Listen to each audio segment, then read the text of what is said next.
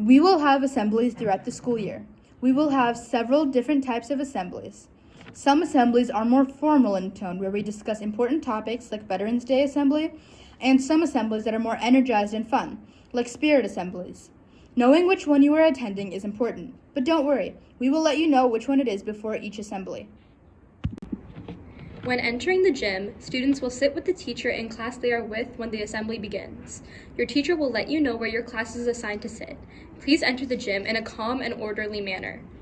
Please use the aisles and walk carefully as you climb the bleachers, but we ask that you get seated promptly so that we can get the assembly started on time. During the assembly, we demonstrate that we can be respectful and kind by listening attentively to the speaker and quieting down quickly when you see the quiet signal or when asked to by the speaker. Use applause appropriately and please respect the personal space of others.